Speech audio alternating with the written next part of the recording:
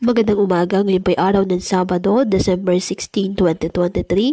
Update po muli sa lagay ng panahon. Ayon sa Pag-asa, patuloy po na lumalapit sa Philippine Area of Responsibility ang minomonitor na low pressure area.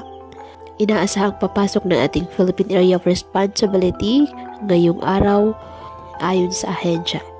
At hindi rin po inaalis ang tsansa na maging bagyo ito at sakaling maging bagyo ay papangalan itong Kabayan ng Pag-asa. Posibleng tumbukin naman ito ang Visayas o Mindanao kapag lumapit na po ng tuluyan sa ating kalupaan at magpapaulan ito simula po sa araw ng Linggo. Ngayong araw may tsansa pa rin po ng ulan sa northeastern portion ng Mindanao. Sa Visayas, may ulan po sa Samar at Leyte provinces at ilang bahagi ng Western Visayas. Mas marami namang posibleng ulan sa linggo ng hapon at kasama na po ang Central Visayas.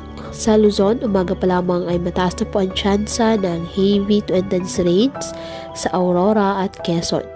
Uulan din po ang ibang lugar sa Northern at Central Luzon, pati po ang Mindoro provinces. May malalakas na mga pag-ulan, kaya maging handa pa rin po sa mga posibleng pagbaha at pagguho ng lupa.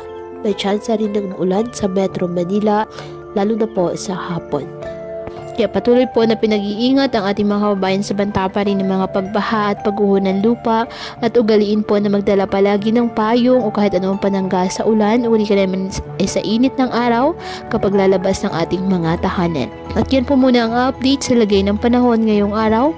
Muli patuloy po tayo na mag-ingat at palaging tandaan, God loves you. Stay safe and God bless.